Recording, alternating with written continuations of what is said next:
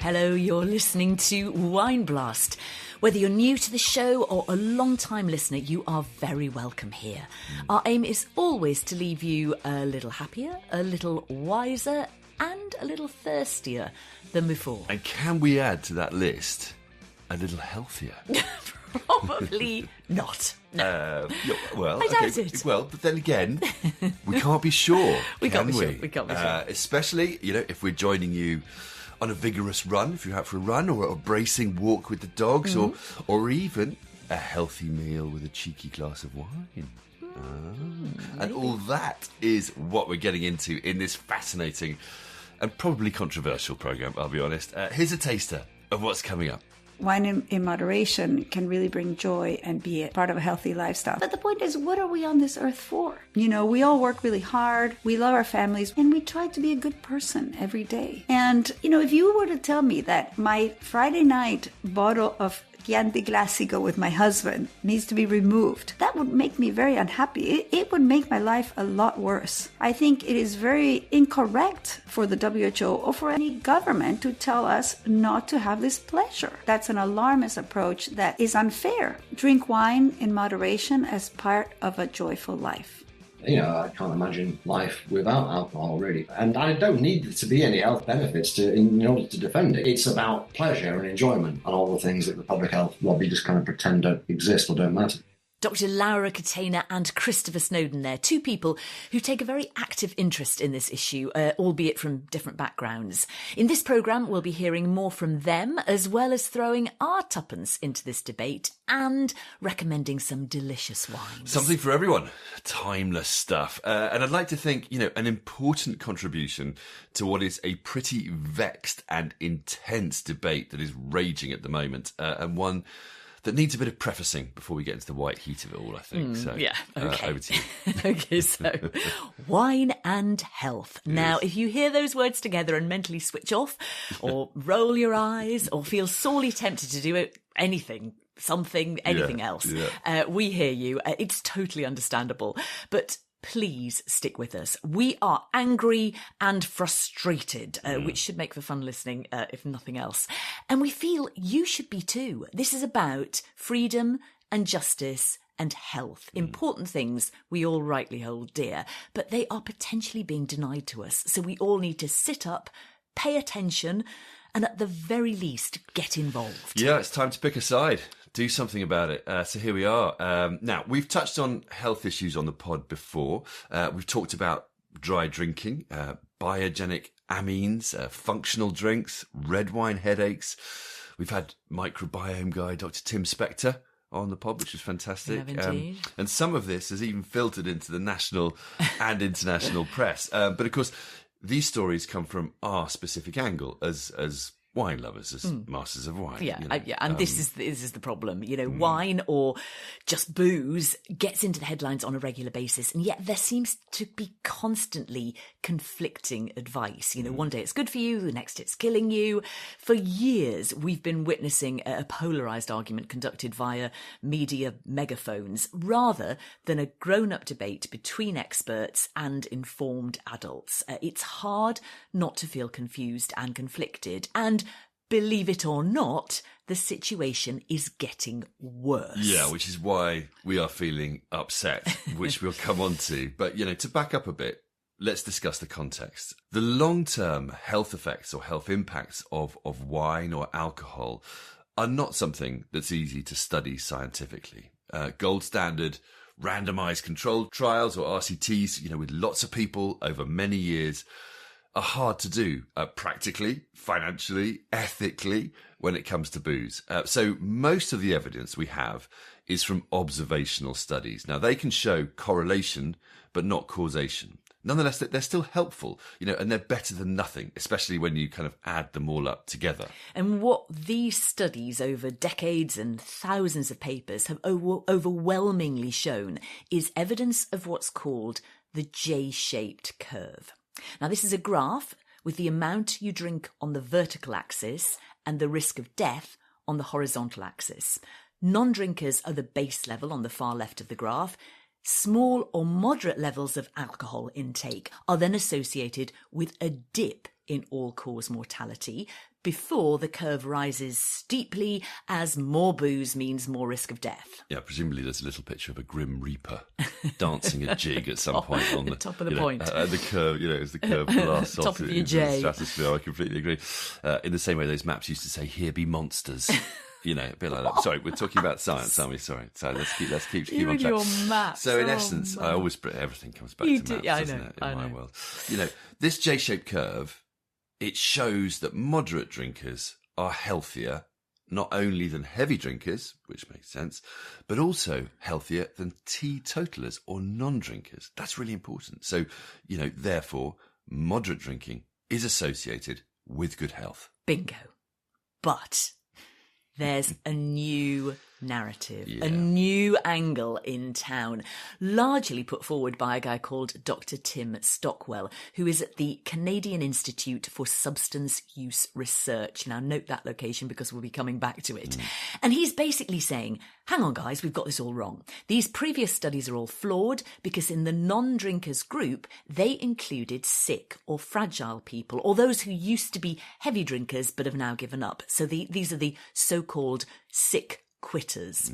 So that's not fair or representative. We need to dismiss all these previous findings. The J-shaped curve is all wrong. And actually, there are not only no health benefits from drinking, but there is no safe level of drinking. And that is now the official position of the World Health Organization, or WHO. There is no safe level of drinking. Canada has recently proposed revising its drinking guidelines for low risk down to 1 to 2 drinks per week. I'll say that again, not per day, per week. 1 to 2 drinks. 1 to 2 drinks. The US is shortly about to change its own drinking guidelines, and the indications are that they could be going in the same direction. Authorities in the UK and Europe seem to be increasingly adopting this logic too. And of course, the media are loving it because it's giving them a tasty new piece of clickbait with a veneer of novelty and public health justification in this new narrative. But there's only one problem, isn't there? In the opinion of Sir David Spiegelhalter, Emeritus Professor of Statistics at the University of Cambridge, saying we should reduce the guidelines is complete and utter bollocks. So the basic point is, things are not as simple as this new narrative leads us to believe. Yeah. There are risks and benefits to pretty much everything we do in life, and alcohol consumption is no exception. Yeah, so in a recent episode of the Food Chain podcast called How Risky is Drinking Alcohol, which, by the way, is essential listening, we'll put a link up on the show notes, David Spiegelhalter says there's risks to everything we do. There's no safe level of driving. There's no safe level of living, but no one recommends abstention, which is a fantastic turn of phrase. He says, obesity and lack of exercise are far more important in terms of reducing life expectancy. And he adds, I get irritated when the harms of low levels of drinking are exaggerated with claims no level of alcohol is safe. The evidence doesn't support it. We need to look at the benefit-harms trade-off. And I, as many, feel there is a benefit from drinking at low to moderate levels, and that's never mentioned in this discussion. And he goes on to put things into perspective. He says people drink for a reason. They enjoy it. And he says the current UK guidelines are quite good. No more than 14 units a week, because they were devised by a team trying to estimate the level at which there'd be a 1 in 100 chance of alcohol leading to your death. That means drinking 14 units a week could decrease the average life expectancy by 1%, which over 50 years of drinking could take 6 months off your life, which is a similar risk, he says, to watching 1 hour of TV a day or eating a bacon sandwich twice a week.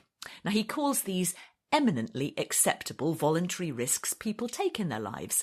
And he concludes, so 1 reasonable drink a day would take 6 months off your life. Works out at 15 minutes off each day. That seems a reasonable trade-off for a pleasurable experience. He also says that people are grown-ups and can make their own decisions on this, and that the new Canadian guidelines are completely unnecessary. One risk being that alarmist public health messaging will erode public trust when it comes to really important stuff. Yeah, and on the subject of the Canadian guidelines, in this same programme, Tim Stockwell, the new narrative man, admits they use the wrong language, that the risk they're quantifying is tiny, and that the difference in life expectancy of 2 drinks a week could amount to 2 to 3 lost days of life over an entire average lifespan. He also, by the way, believes he takes more risks than low-level drinking when he gets on his bicycle in the busy city he lives in, and he freely admits to drinking sometimes more than even the non-Canadian guidelines. Interesting. I think we could all make up our minds about that. Meantime, let's move on to an article that appeared in Harvard Public Health in August 2024 entitled, "Is Alcohol Good or Bad for You? Yes." Which I guess is an attempt to sum up the complex and confusing nature of the debate, which often comes off in a sort of absurd logic. And this does a really good job of summarising what might be defined as the position of the grown-ups in the room in the face of all of this stuff that's going on. Yeah, so I think it is worth quoting bits of it. The study's authors are Kenneth Mukamal, Professor of Medicine at Harvard Medical School, and Eric B. Rim, Professor of Nutrition and Epidemiology at the Harvard T.H. Chan School of Public Health. Now they write, "The science around alcohol and health is complex. We need the media to treat the subject with the nuance it requires. Drinking alcohol may raise the risk of some conditions, but not others. What does that mean for individuals? Patients should work with their clinicians to understand their personal risks and make informed decisions about drinking.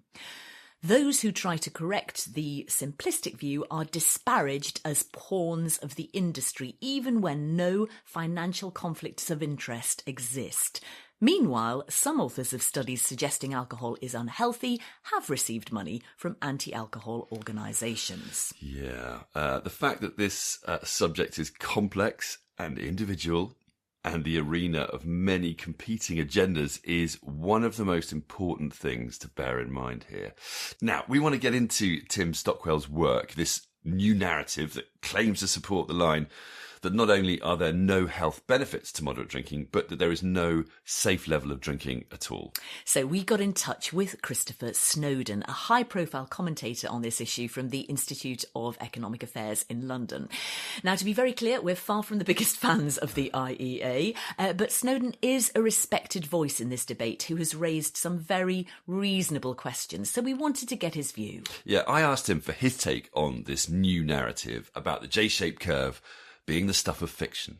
Yeah, the media kind of like this story, and they do tend to give, I think, undue prominence to a small handful of naysayers who are always casting doubt on the evidence. The evidence, I should say, comes from various different types of science, and the evidence goes back 50 years. But some people, particularly in the kind of anti-alcohol movement, don't like the sound of it, which is why the WHO is so keen to say there's no safe level. And various plausible explanations were put forward for this, alternative explanations, the most common of which was the sick quitter idea. The idea that, well, okay, you're comparing non-drinkers to drinkers, and the drinkers, or moderate drinkers at least, are living longer than the teetotalers. But this could be because some of your non-drinkers used to be drinkers and they made themselves very ill, hence sick quitter, which is a reasonable thing to say. But for the last 30 years, most of the reputable studies have been separating the ex-drinkers from the never drinkers. And there is a slight difference between them. The former drinkers do tend to be a bit sicker than the teetotalers, but the moderate drinkers are still healthier and live longer than either of those non-drinking groups. So this is a bit of a zombie argument. It just keeps coming up as if nobody's ever considered this before. The epidemiology on this particular issue has probably been tested harder than pretty much any other observation. If the same body of evidence showed harm from alcohol, people wouldn't even be researching it anymore. It would just be considered settled science. It's because it's so politically awkward for some people, because they want to demonize alcohol, that it continues to be disparaged, and people cast usually fairly spurious doubts on it, such as the sick quitter hypothesis. And the most recent example of this is a guy called Tim Stockwell, who spent the best part of 20 years trying to downplay the benefits of moderate drinking. He's over in Canada. He and his colleagues just repeatedly produce sort of what they call systematic reviews or meta-analyses, but dispose of so much of the evidence that it just strikes me as being fairly obviously cherry picking. So the most recent one, which was actually published in January, but was press released for some reason in July, he started out with about 3,200 pieces of evidence. He refined that down to 200 and then cut it down to 6 and then finally to 5. So it literally got rid of 99.9% of the evidence. And it's not clear really what his selection criteria were. It didn't seem to me that the 5 studies that he ended up with were particularly great compared to the others. And indeed, those 5 studies didn't really prove his point. I mean, they were a mixed bag. There were 2 of them clearly showed the J curve, 2 of them didn't seem to, and 1 of them gave mixed evidence. So, I mean, even after that, really vigorous filtering of the evidence, he still didn't make a very strong case that there's no health benefits. And that's only by looking at certain types of evidence and ignoring all the other stuff, the stuff looking at the biology of this and the animal studies and ecological studies and all sorts of other evidence. So, yeah, we've got literally thousands of pieces of evidence, the vast majority of which supports the J curve. So even if we take into account the sick quitter hypothesis, the J-shaped curve still holds? Yeah, absolutely. It really doesn't actually make that much difference. I mean, people then come up with other excuses, if you like, or alternative explanations. They say, well, maybe people who drink moderately are just inherently healthier in other ways. But of course, you can say that about any epidemiological finding based on observation. But it starts to look like you're kind of a merchant of doubt eventually, because, epidemiologists are well aware of these kind of confounding factors, and they try and adjust for them. And it might be more of an art than a science sometimes, but that's just epidemiology. If you want to throw the whole, epidemiological baby out with the bathwater, by all means do so. But bearing in mind, most of the evidence of alcohol harms comes from the same type of science. No one's going to be doing that anytime soon. So, these are people, they know what they're doing. They can adjust for age and socioeconomic status and education and prior disease and all the other things. And as I say, the tires on this are being kicked more than any other epidemiological finding. So there are lots of people who are motivated to disparage it, but they haven't been able to actually produce evidence themselves. And someone like Tim Stockwell doesn't actually do primary research into this. He just looks at other people's research and then kicks most of it out. The evidence for this is genuinely stronger than the evidence for most forms of alcohol harm. Now, you've mentioned that this is about politics and that there is another agenda about neo-prohibition or neo-temperance, however you wanted to say it. Could you delve into a bit as to why? What is the politics? What are the motivations going on here? People who would like people to drink less and would like more regulation of alcohol are essentially following the anti-tobacco playbook. They've looked at tobacco control, they've seen the success that's been had in reducing the smoking rate, and they want to treat these other issues exactly the same, inappropriately, in my opinion, for various reasons. But one of the things that they see as being necessary to do that in terms of alcohol is by saying there's no safe level, which is what they say about smoking and eventually what they said about secondhand smoke as well. It sends a very clear message to the public. Even people who are not particularly anti-alcohol in medicine, a lot of them still want to send a clear message to the public. They don't really trust the public to understand nuance. Things are either good or bad. You should either be doing more of something or you should be doing less of something. And the idea that you should try and strike a moderate balance doesn't really appeal to that many doctors. They just want to have a clear message. So it's a slightly patronizing approach from some people in medicine, but an outright political approach from some people in the neo-temperance movement. That they simply want to not just send out a clear message to the public, but to essentially demonize the product. And they feel that at the moment, because alcohol can not only be enjoyed safely, but actually can be healthy, they see that as a stumbling block to tobacco-style regulation. Probably rightly, I always say that, it doesn't matter to me at all whether the health benefits from moderate drinking. I'm pretty sure there are, but it's not the reason I drink, and I don't drink moderately anyway, so they don't apply to me. I'm on the high part of the J curve, But I find it suspicious that these people are so obsessed with it. Why are they so keen to downplay what should be good news? All right, if you're into public health, this should be good news. You should be celebrating it, not trying to knock it down. So I'm suspicious of the motives of people who are so enthusiastic about destroying this particular literature. Now you say you enjoy drinking, probably slightly more than a healthy amount. Can I just ask you, why? And you said you don't drink, because of the health benefits. Why do you drink? Well, for this, I enjoy the taste, but it's the social benefits mainly. There's a great book you may have read, and I'm sure you and your listeners would enjoy it, by Edward Slingerland, called Drunk. Do you know this book? It only came out 2 or 3 years ago. It's a celebration not just of drinking, but of actually getting drunk. And he makes a very compelling case, I think, for the importance of alcohol in the creation of civilization and getting people thinking and talking and socializing and getting on. I can't imagine life without alcohol, really. So the health benefits, which, as I say, won't apply to me even with the most generous reading of the evidence. No, I'm not particularly interested, and I don't need there to be any health benefits in order to defend it. It's about pleasure and enjoyment and all the things that the public health lobby just kind of pretend don't exist or don't matter.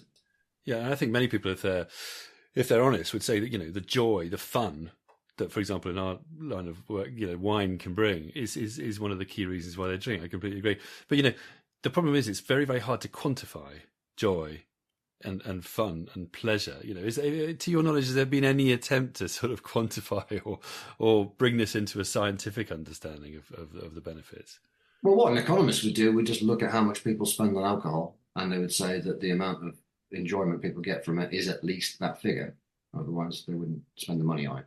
So, yeah, people, and Slingerland again makes this point, people have gone to incredible lengths over the millennia to create alcohol, to make alcohol and drink alcohol, to the exclusion of all sorts of other things. Just going hungry basically to brew whatever and to make alcohol from almost anything they find. So yeah, it's tremendously important to people. Christopher Snowdon, thank you very much indeed. Thank you.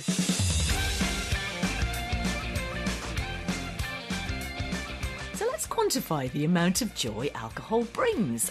By Christopher Snowdon's reckoning, and these are our very sort of rough estimates, that's about £80 billion in the UK and $250 billion in the US every year. That's a fairly large amount of joy. 80 billion quid's worth of joy. That's a lot of joy, isn't it? I don't think, to be fair, all of it necessarily brings joy. I think that's the point, isn't it? Some of it probably brings misery and death. Yeah. If we're going to properly embrace the ambivalence of this debate. But a fair chunk of it will bring joy and fun and social cohesion and, cementing relationships. Would we have got married if it wasn't for wine? Well, now there's a big question to throw at me in the middle of this debate. A bit slow answering. Would I ever have picked up the courage to ask you out if it wasn't for a helpful bit of booze greasing the wheels, so to speak? Who knows? And this podcast may never have existed as a result. No. But I think this is all getting a bit meta. One for another time. Self-interested. Exactly. Let's focus. I wanted to pick up on the, to shift topic a bit, on the book that Christopher Snowdon mentioned, Drunk, which I read recently. Yeah, it's the one you've been carrying around, isn't it? Everyone's been laughing at you for, isn't it? Have they? They have. I wasn't aware. No, I was very aware. Of course they have. Busy Yes, that's head the in one. your book. That's the one. I did explain to everyone it was work, but they just laughed at me. Anyway, yeah, this book, Drunk, is by Edward Slingerland, who's a professor of philosophy in Canada, and it makes a very detailed and convincing case for alcohol being, not an evolutionary hangover or a mistake, but actually an essential part of what makes human society and humans work, as a substance that allows individualistic primates essentially to function in a collaborative society. He doesn't shy away from the harms alcohol can do, particularly in relation to spirits and the risks of drinking alone, but he details the many positives, from creativity to culture to communality, and a salve for self-awareness. His mantra is, before civilization, intoxication, and I recommend it highly. Definitely sounds like your kind of book. And interesting, all these things are in Canada, aren't they? I don't quite understand that. I don't know what the link is. For some reason, isn't it? Anyway, time to move on, because coming up we have the magisterial Laura Catena and some very tasty wines to recommend. By way of summary so far, we are not happy. And that's because the potential benefits of our beloved wine are being questioned and undermined like never before, and on the basis of what looks to be pretty shaky evidence. The fact this could go on to shape public health policy, taxation, and other government strategy is extremely worrying. Yeah, so given all of this, we wanted to get the insider's track. So who better to talk to than a doctor who's also a wine lover. In fact, more than that, a wine producer. And she said something really interesting to me recently. She said, I'm confident I'm saving more lives today with wine than I did as a doctor, which is quite something to say, hence wanting to chat with her. That is a big thing to say, especially when you consider that Dr. Laura Catena is an emergency physician who studied at Harvard and then worked in A&E in San Francisco for many years. In 2019, she then took over her family winery in Argentina, Catena Zapata.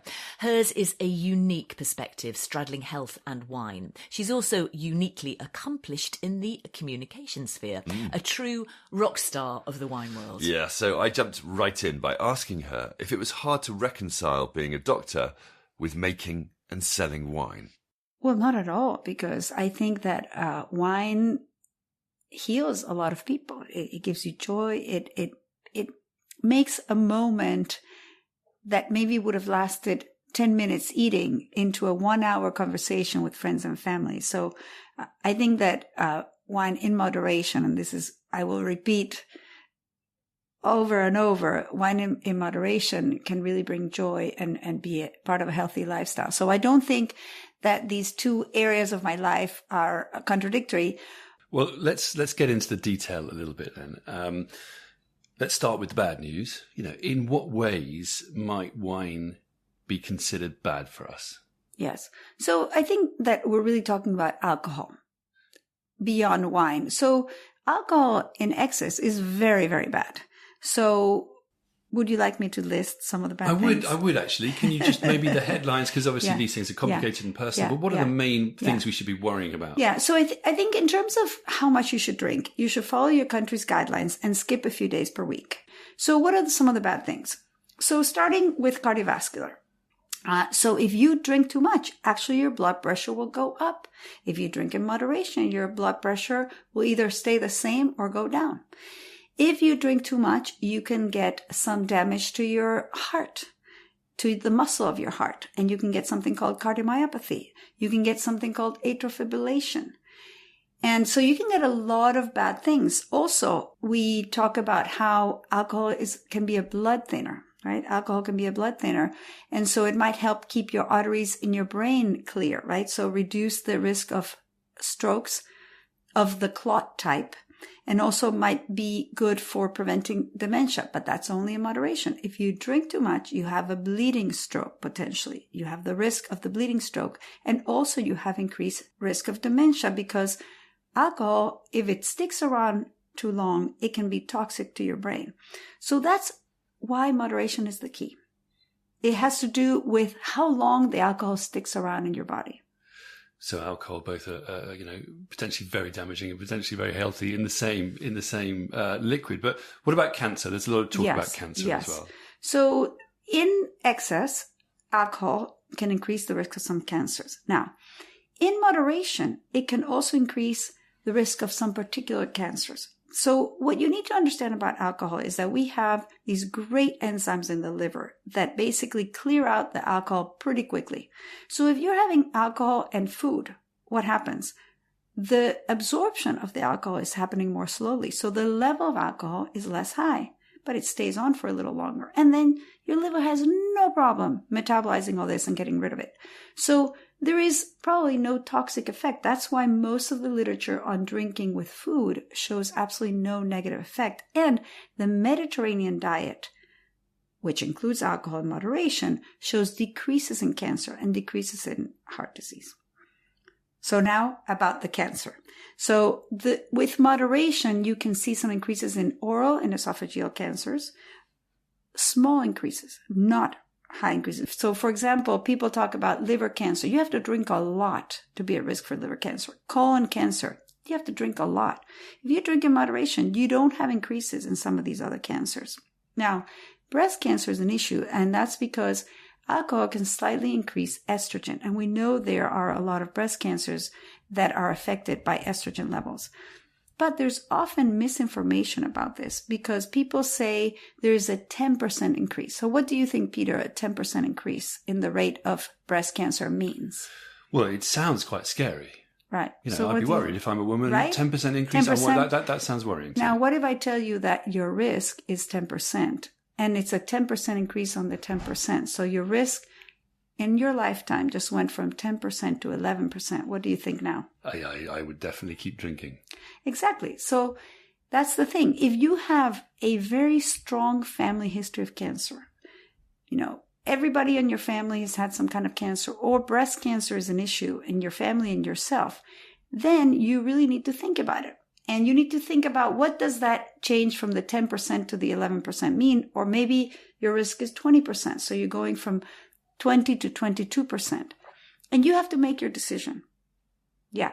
There are actually some cancers that are decreased by moderate alcohol consumption. And there's good data on that. It's just as good as the data showing this potential oral cancer increase and the breast cancer increase. So we see decreases in thyroid cancer, in some renal cancer, and some hematological malignancies. So, a lot of people might have that in their family, and actually drinking in moderation could have a positive effect there. How much of this is about the difficulty associated with quantifying and evaluating individual risk? Absolutely. And I want to remind everybody that I am not giving you medical advice here, because I'm talking in very general terms, and that's about your relationship with your medical doctor, who can ask you about your family history, about what your risks might be. But the interesting thing is that inflammation is a big risk factor for both heart disease and cancer. And there's a lot of other factors, much worse in terms of inflammation causation than alcohol. So, for example, if you look at the overall risk of cancer, over 25% is from obesity. So actually, if you exercise and lose some weight, that will have an extraordinary impact. Now, the WHO has been increasingly vocal lately, the World Health Organization, about the risks of alcohol, calling it many things, but the headline, obviously, that gets repeated a lot is WHO stating there is no safe level of alcohol consumption.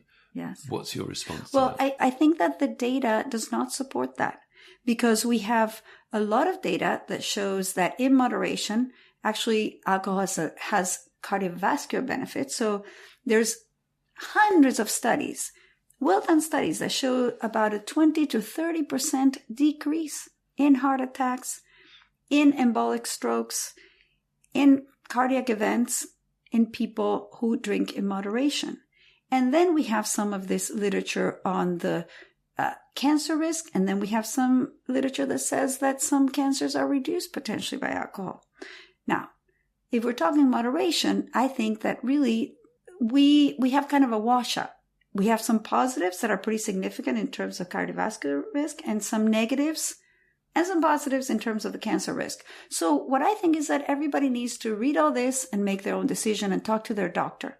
But in the end, actually, if you look at what affects your lifespan, being happy and spending time with friends and eating good food, such as the Mediterranean diet, is associated with longer lifespans. And actually, there is also some literature that alcohol in moderation, people who drink alcohol in moderation, especially in meals, have a longer lifespan. It strikes me that quantifying the bad effects of alcohol is quite easy. Cost to the health service, cost to the police, cost to, whatever economic impact. Yeah. But it's very hard quantifying the joy yes. that alcohol or wine particularly can bring. Yes. Is there anything that can be done in that regard? Well, there's actually one study that shows that people who drink wine smile more. And there is a study. Yeah, there is a study. But the point is, what are we on this earth for? We all work really hard. We love our families. We love our dogs. I'm obsessed with my dog right now. And we try to be a good person every day. And, if you were to tell me that my Friday night bottle of Chianti Classico with my husband needs to be removed, I mean, that would make me very unhappy. It would make my life a lot worse.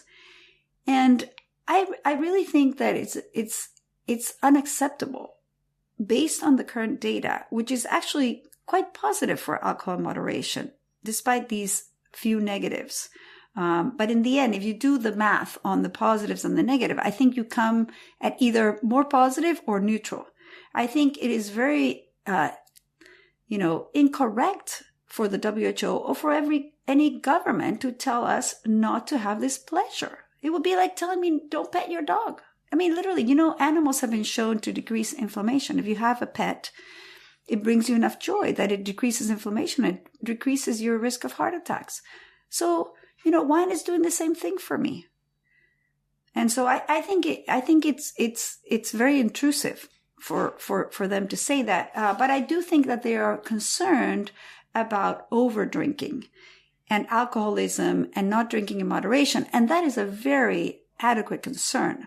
But I don't think the approach should be telling people that a small amount that brings you joy is bad for your health. I think that's an alarmist approach that is unfair and incorrect. So coming back to the data and the research, Yes. The WHO has said there are no studies that would demonstrate that the potential beneficial effects of light and moderate drinking on cardiovascular diseases and type 2 diabetes outweigh the cancer risk associated with these same levels of alcohol consumption for individual consumers. What's your response? That's completely incorrect. And if you talk to any leading researcher in alcohol, and I say leading because they are basing some of their statements on articles that are published in not the top publications. If you look at the articles published in top publications, which include the Lancet study, which is quoted by the World Heart Federation, that is the partner of the WHO, says that actually up to 100 ml, which is a small glass of wine per day, is health neutral. Now, their study, and what this whole statement is based on, is the fact that they have decided that all the studies that show cardiovascular benefits are incorrect because they included, in some cases, people who stopped drinking who might have had an issue with drinking. Now, they're using the same studies to look at the cancer data, which is very strange. So you decide this study is bad for the cardiovascular, but for the cancer data, which is the one I want to talk about, they're good. So that makes no sense. It's the same databases, the same. Now, what they say about there being some studies that include in their control group, when they're comparing, drinking versus non-drinking, they include people who used to drink a lot. That is true, that is not a group that should be included because they might have some problems related to their previous drinking. Now, all that data has been looked at again because this is data where they knew everything about these people. These are hundreds of thousands of people in databases, in Boston by Mass General, a Harvard-affiliated hospital. In UK, they have these huge databases that are incredibly well studied. They know everything about these people that they're following. And they are able to then look back at the data and eliminate those people. That has been done. Multiple studies have relooked at the data and they still see the cardiovascular benefits. So I am not sure where the WHO is getting their information because it's simply incorrect. So the question then is why? Why are they taking this position? Is it that they are so worried about the effects of overdrinking that they're prepared to, in a way, moderate drinkers who enjoy alcohol are acceptable collateral?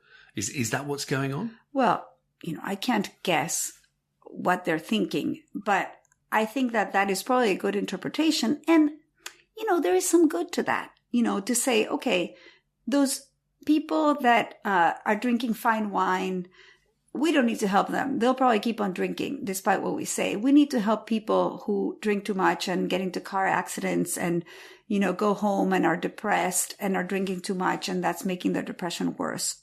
Or there's a lot of abuse at home associated with over drinking in many countries. So, I think it's coming from a good place. But I just don't think that's what we as people who live in democracies want. We want to be given the information and we want to make our own decision. We talk about studies and the fact that most studies are observational rather than randomized, which is the case in the drug industry, the pharmaceutical industry. Is there a way to design and fund a proper study to settle this debate once and for all, and particularly looking at wine in that regard? Yes, absolutely. We need a study, randomized controlled. And there was a huge study being planned that was going to be funded by the NIH, the National Institute of Health in the United States. And they actually had sites all over Europe, in Argentina. And they had planned this study, and it was going to be funded by the alcohol industry. And there had been articles saying how horrible that the alcohol industry was going to fund this study. But actually, most people don't know that all the drug studies are funded by the pharmaceutical industry. What happens is that a government group will take the money from whoever's funding it and then will fund the researchers. And the researchers publish whatever the study shows. So this researcher in the US, it was actually a group of researchers all over the world, Europe, US, South America, who were doing this study. And actually, I know the researcher. And he told me he actually talked to the alcohol industry on the bequest of the NIH, the National Institute of Health in the US, and that some representatives from the alcohol industry said, well, what will you do if the study shows that alcohol is really bad? And he said, I will run to the New England Journal of Medicine, which is, the top medical publication, and publish it, because everybody is going to want to know this. But, they defunded that study. It became a sort of political scandal. Why? Because it was being funded, and therefore the results were going to be questionable. Exactly. But that is how all the pharmaceutical studies get done. And there is a mechanism for not allowing any bias. That's why not all drugs go through. We always hear about, there's a new drug that, might prevent Alzheimer's. How many times have you seen that? But then, a few months later, they say, well, but it was studied and it has too many side effects and we're not approving it. Talking about mechanisms, can you explain, please, simply, the mechanism or mechanisms for why alcohol or how alcohol can be beneficial? Yes, absolutely. And I think this is really important because when you have a medical theory that's not based on a mechanism, you should question it. So, for example, like when we talk about some of these cancers that maybe are prevented by alcohol, I don't have a good mechanism. So, I'm not 100% sure if those are true. Now, alcohol actually has been known in the lab and in the blood of people that has been tested before and after alcohol to be a mild blood thinner. And we know that a lot of people take blood thinners to prevent cardiac disease. So that actually makes a lot of sense that alcohol, which many people drink who don't know they have some heart disease, could be preventative for heart attacks because it's a mild blood thinner. And that's been shown over and over again. It's a fibrinolytic agent. That is factual. Now, there's a new mechanism out of some research at Harvard. And he is a cardiovascular specialist researcher out of Harvard. He has a huge lab. He's a very, very well-published person. He looks at the scans, the brain scans of people. And he looks at their heart scans as well. And he found a mechanism for why alcohol in moderation might be cardioprotective, might reduce heart attacks. So you know that there is a high correlation between high stress and heart attacks. That is factual. You always hear of somebody that has something terrible happen and they have a heart attack. That's not made up. That is true. If we want to reduce our risk of heart attacks, we need to reduce our stress levels. Get a dog, walk, not get into fights with people. And what he showed was that people who drank in moderation had reduced activity of the amygdala, which is the fight or flight sector. And that, he thinks, is a mechanism for some of the cardioprotective effects of alcohol in moderation. And I thought that was really interesting because it makes sense. And the other thing he showed was that it worked even better for highly anxious people. So in people who describe themselves as highly anxious, that glass of wine per day was extremely effective in reducing their cardiovascular risk. So I think that's a really interesting mechanism that has only been, published recently. Now, alcohol and wine included is being increasingly lumped in with things like cigarettes. Yes. Is that comparison valid from a medical point of view? That is absolutely not valid. So, for example, I've heard a lot of people say, oh, everything in moderation. No, that is not true. Some things are bad even in small doses. So smoking 1 cigarette per day is bad for you. It increases your risk of cancer and heart disease. Not as much as having a packet per day, but it does increase it. I'm going to ask you some quick fire questions. Is wine good for you? Well, for me in particular, Laura Catena, it's so good for me. It brings me joy. I drink it in moderation. I'm extremely careful about how much I drink. So for me, Laura Catena is very good for me. Can wine be bad for you? Absolutely. Wine, alcohol in excess can be bad for you. Absolutely. 100%. So what's the best way to drink wine to be healthy? To drink it with food, with friends and family. How important is joy and sociability and conviviality, the kind of things that wine can help foster? How important is that for us as people? Well, that is so important. And we're seeing a loneliness epidemic in the world.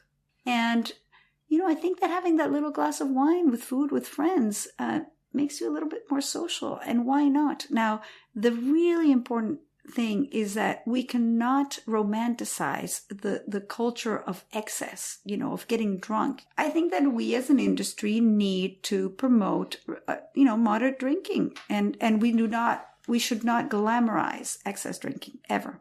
What would be your one headline message for people out there when it comes to wine and health? Drink wine in moderation as part of a joyful life. So here's to wine and joy and friendship and conviviality. Laura Catena, thank you very much indeed. Thank you, Peter.